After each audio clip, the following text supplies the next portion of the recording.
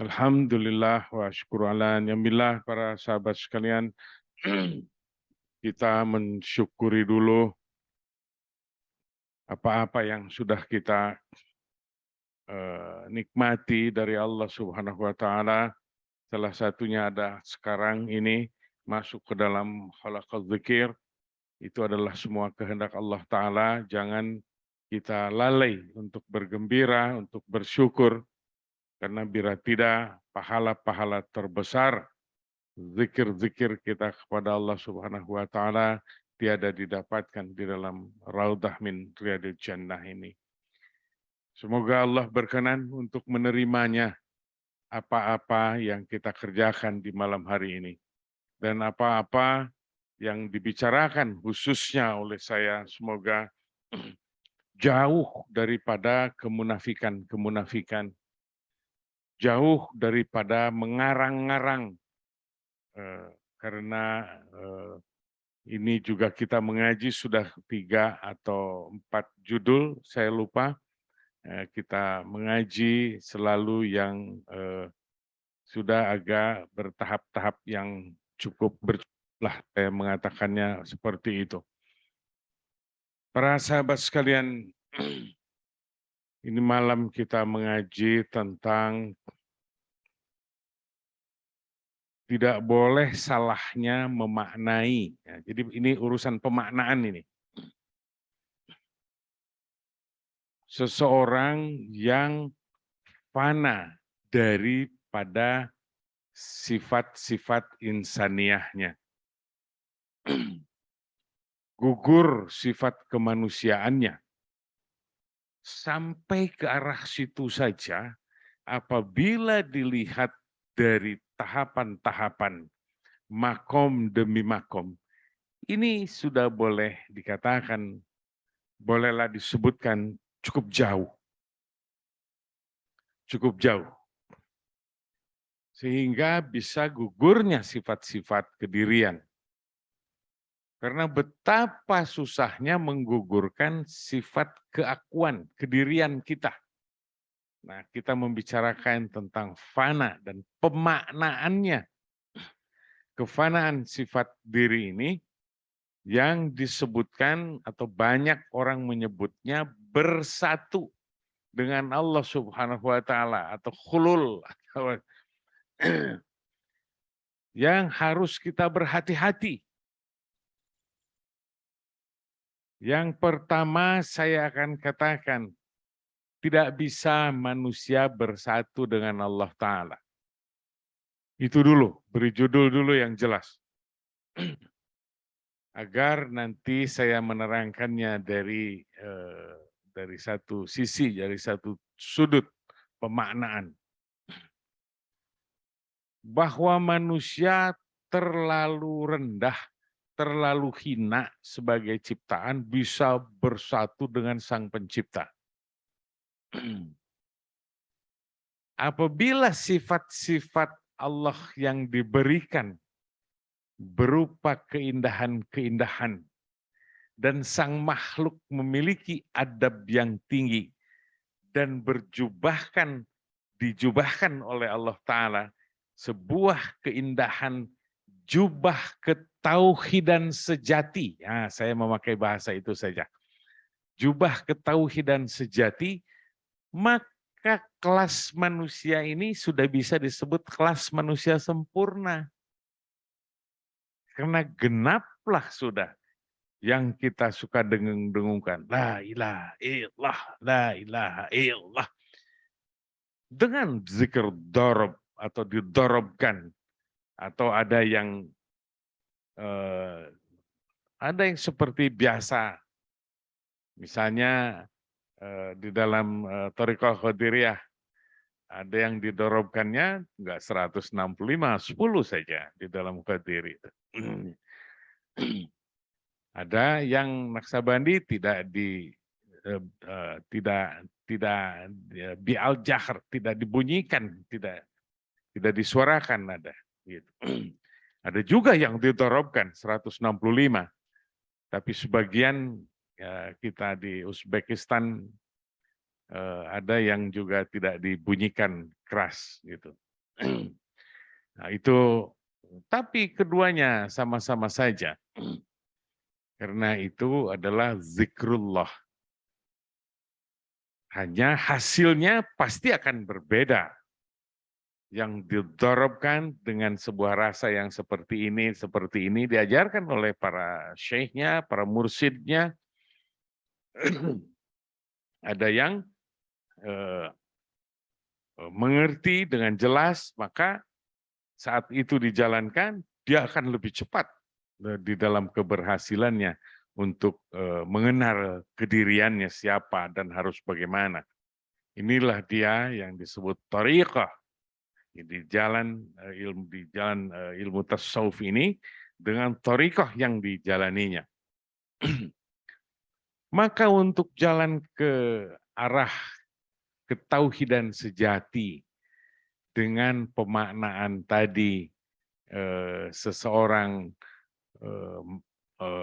fana dari sifat insaniahnya, diperlukan seorang mursyid yang prima. Nah, jadi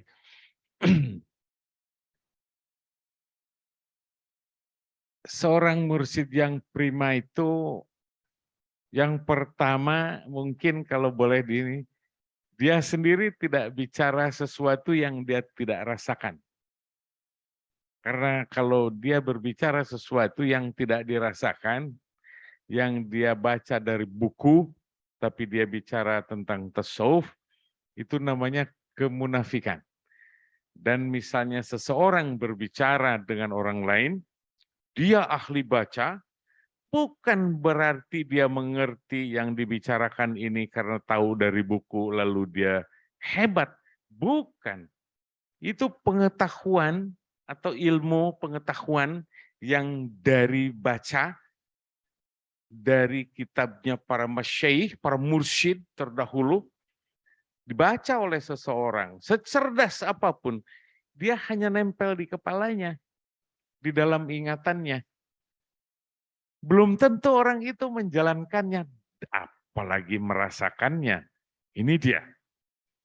Jadi para mursyid sejati adalah dia melihat dirinya dan dia tidak pernah ada keakuan tentang kemursidannya. Dia hanya menjalankan saja. Dia hanya menyampaikan sesuatu saja. Dan dia tidak pernah ada pengakuan atau ingin dikenal seperti ini para sahabat membuat YouTube untuk diperdengarkan atau untuk dilihat karena ini zaman masa kini untuk orang-orang yang bertasawuf khususnya bagi para sahabat-sahabat di mana saja di jamaah-jamaah kita yang tersebar di seluruh dunia bisa membacanya sebagai pengingat-ingat atau sebagai target yang diinginkan kalau masih ada keinginan. Karena berbicara tentang kemursidan, sang mursyid tidak ada keinginan apa-apa. Kalau yang disebut mursyid betulan, bersih, seperti yang dibicarakan pemaknaan di malam hari ini. Orang menyangkanya kalau bisa bersatu dengan Allah Subhanahu wa Ta'ala, itu pun pasti dengan berbagai pengalaman yang dirasakannya di perjalanan. Dengan kegigihan riyadhahnya, dengan kegigihan mujahadahnya. Dia banyak berpuasa, banyak keberpantangannya, tidak lepas di dalam zikir-zikirnya. Sehingga pergerakan-pergerakan ini semakin cepat kalau Allah memberinya. Harus dicatat itu. Agar jelas siapa gerangan Allah Subhanahu wa Ta'ala. Al-Khaliq, Sang Pencipta. Kita yang mengaku-ngaku, apalagi disebutkan katanya golongan, ada sebuah kumpulan di Baghdad yang mengaku bersatu dengan Allah Subhanahu wa Ta'ala. Kekafirannya adalah jelas.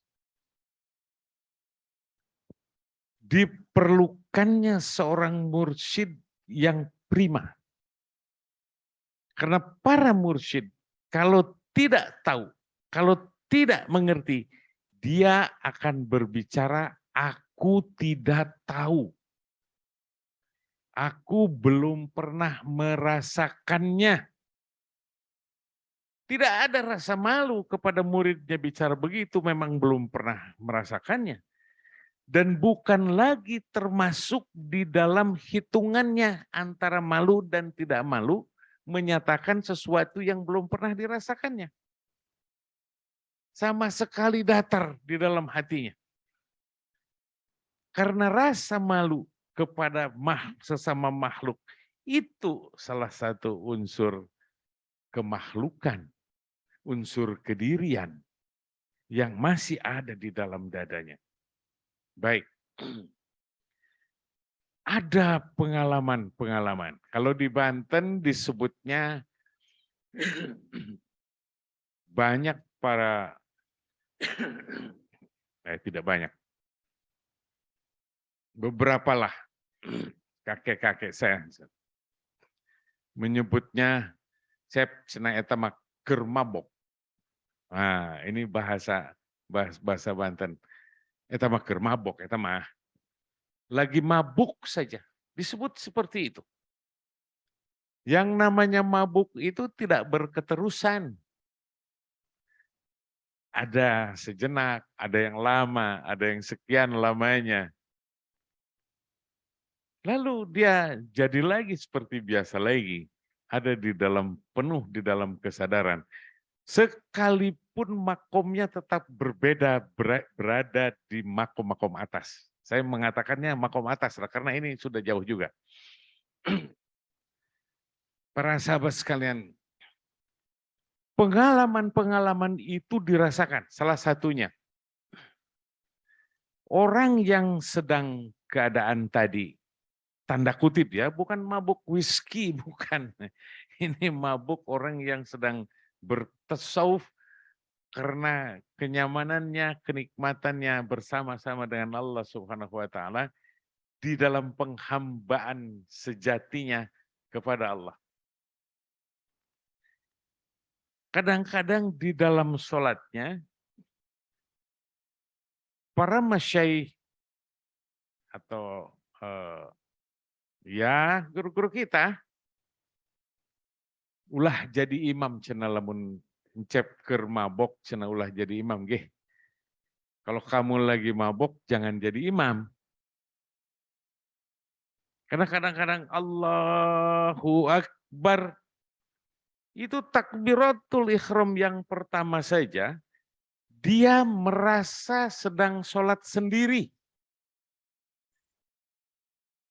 Kadang-kadang itu sadar di rokaat keberapa. Oh iya, di belakang ada makmum ini.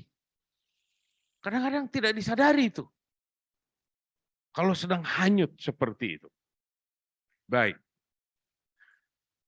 Ada seolah-olah ini di luar kemampuan. Inilah yang saya maksud tandanya. Betapa hinanya manusia. Betapa rendah dan terbatasnya sifat-sifat insaniah. Dia lupa di dalam kemabukannya kepada Allah Ta'ala itu, rukunya itu 2-3 kali, 4 kali ruku lagi, sami Allah liman hamidah, ruku lagi. Nah, ini penzikir mabuk, maka tidak boleh dia menjadi imam. Dia harus menyadarkan diri saat dia sedang di belakang menjadi makmum. Ini salah satu contoh saja. Mabuk kepada Allah Subhanahu wa ta'ala. Baik. Ada yang sujud. Allahu Akbar. Subhana rabbiyal a'la. Subhana rabbiyal a'la. Les. Hilang dia. Sudah.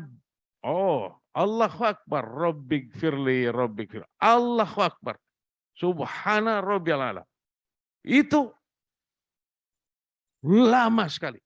Itu makmum sudah pukul-pukul dari belakang. Subhanallah, subhanallah. Tidak terdengar.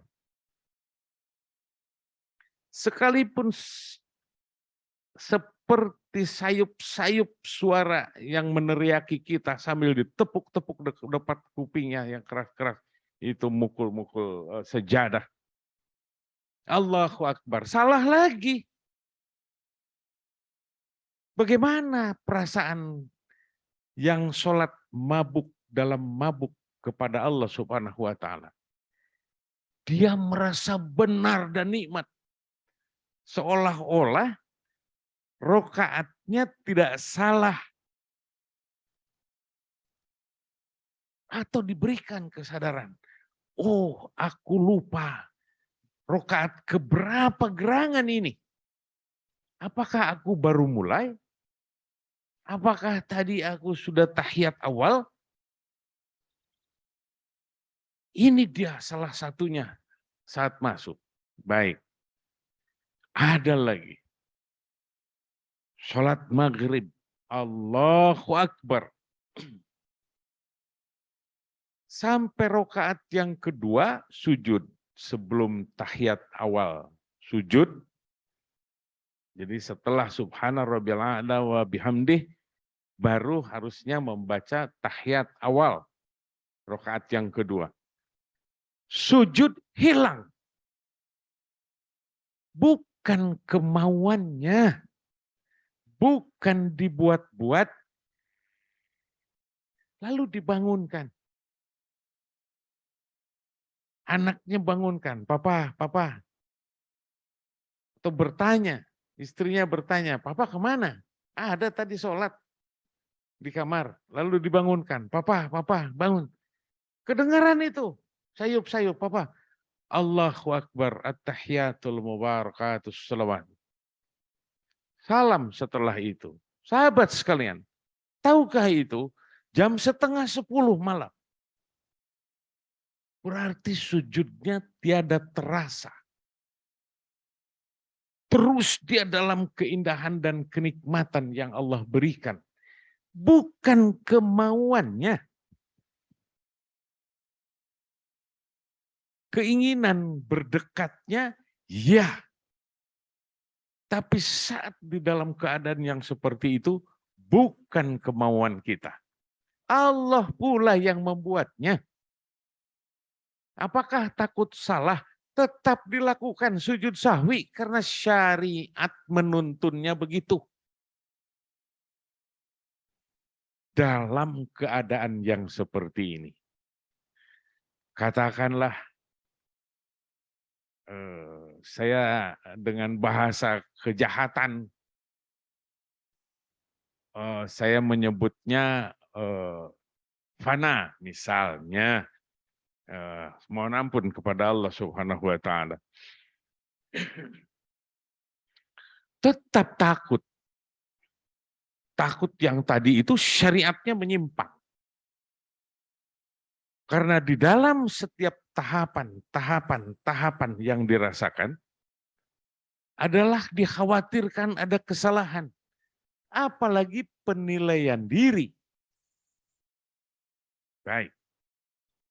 Allah menjubahkan, Allah mencahayakan hasil Allah. Bukan kita, sekali lagi. Hasil Allah menjadikan orang yang bertorikoh itu gagah di dalam riyadah, tanda kutip gagah. Kata manusialah atau kata diri kita, seolah-olah kita gagah. Saya mohon ampun pada Allah Ta'ala memakai bahasa itu saja. Saya tidak tahu bahasanya yang lain. Diberikan kerajinan, bukan gagah lah. Allah yang menjadikannya rajin. Sehingga menemui di perjalanan keadaan yang dirasakannya seperti itu. Bukan kita. Lalu diawali masuk ke dalam qalb. Bukan Allah berdiam di dalam hati kita. Tempat Allah bukan di dalam hati. terlalu kecil amat, kurang ajar amat manusia bahwa Allah ada di dalam hati kita, berdiam di dalam hati. Lalu kita menjadi fana dan lalu apa?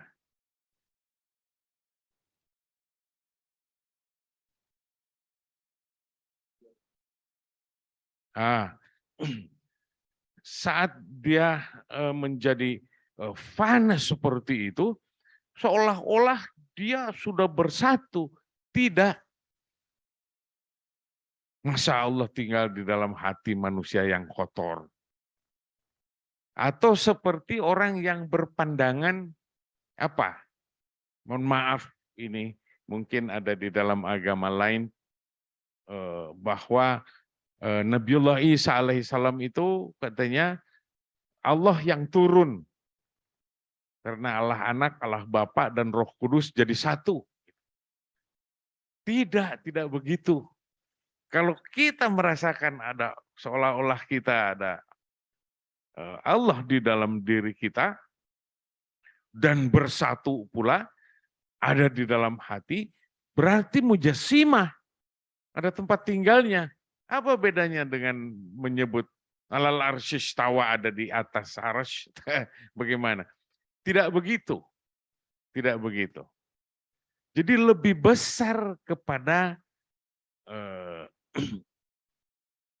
apa bahasanya? Lebih besar kepada Allah mencahayakannya ke dalam hatinya, sehingga dengan segala kelemahan sifat kemanusiaannya, dia mengesahkan Allah seesa-esanya, sehingga memberangus sifat kediriannya, dan dia tidak memerlukan yang lain lagi selain Allah Subhanahu wa Ta'ala. Itu pun dengan segala kelemahan. Sehingga kita menjadi bisa seperti itu. Tanda kutip di dalam ilmu tasawuf, maka para masyayikh kita terdahulu menyebutnya, eta mah cenah keur mabok. Nah, itu dia. Jadi dalam keadaan seperti itu, nggak ada yang lain. Semua Allah, Allah, Allah saja. Bukan kita bersatu. Mungkin kalau ditanya dirinya juga, kalau sudah terlalu jauh mungkin ngaku seperti itu juga. Tapi tidak begitu. Kita makhluk adalah makhluk, Allah adalah tetap pencipta kita. Sahabat sekalian, tahapan tentang pengalaman ke arah sana, itu banyak yang dialami. Ada yang disikapinya dengan kediriannya, dengan tangis. Ada. Karena kesadarannya atas diri. Ada yang disikapinya tentang kekagumannya yang menghunjam di dalam dada. Betapa keagungan Allah Subhanahu wa Ta'ala tiada terhingga. Keadaan yang seperti itu pun masih tetap harus dibimbing oleh seorang mursyid. Jadi betapa sang mursyid ini bukanlah yang disebut orang yang ahli bermain-main tentang kata-kata. Bukanlah hanya pengetahuan yang dibaca atau didengar dari orang lain. Lalu kalau kita berbicara, dia menimpalinya, dia mendahuluinya, oh ini ya, sholat itu ini ya. Bukan gituan, itu menempel sejenak. Kayak koyo, apa namanya? obat pusing ditempelin gitu, kalau hilang nih hilang.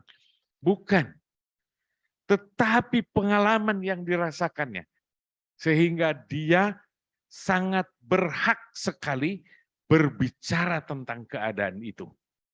Jadi para salik yang berjalan di arah sana masih tetap harus ada di dalam bimbingan. Mengapa gerangan? Karena dia berkait dengan ilmu dan keimanan. keimanannya bertambah jelas. Keyakinannya sudah pasti. Tetapi tipis sesuatu bisa menjadikan seseorang menjadi kafir, seolah-olah dia bersatu. Hulul, tidak begitu. Allah ada di dalam hati. Tidak begitu. Inilah dia yang harus dibimbing oleh mursyid yang merasakannya. Bukan yang ahli bicara atau tukang baca, bukan. Yang pekerja beneran. Dan apabila sesuatu tidak mampu menerangkannya, sang mursyid akan berbicara, aku nggak tahu apa-apa. Seperti di masa lalu pengajian kita teringat-ingat ya. Ada pengajian kita paling pendek, saya mengulang-ulanginya lagi ini, ada. Berbicara tentang ruh. Saya bilang inilah malam yang paling pendek pengajian kita. Apa gerangan itu? Aku tidak tahu. Selesai. Selesai. Lalu kita berzikir bersama-sama. Kalau masih ingat, itu beberapa lamanya yang lalu, sudah lama. Ini dia para sahabat sekalian. Apa-apa tetap harus di dalam bimbingan. Dan apabila seorang salik sudah merasakan sesuatu, dan sang mursyid mendengar saliknya sampai ke arah sesuatu, dan dirasakannya oleh sang mursyid, terlihat memang ini adalah melebihi dari sang mursyid, maka sang mursyid akan berbicara, engkau lebih daripadaku. Dan itu pasti akan diumumkan, karena sang mursyid pun ringan berbicara tentang itu. Hatinya datar, dia tidak ada lagi malu. Engkau lebih baik daripadaku. Inilah dia para sahabat sekalian. Semoga pengajian ini mengingat-ingat dan sebagai kalau bisa, dan saya pun berharap kepada Allah Ta'ala, semoga kita bisa ini pembicaraan di malam hari ini bisa menuntun para sahabat semua sekalian, dan khususnya saya yang berbicara, semoga tidak berbau macam-macam yang dilarang oleh kesucian hati kita. Dan semoga yang dibicarakan tadi semua juga sampai ke arah sana sehingga tauhid menjadi genap. Amin ya Allah ya Rabbal Alamin.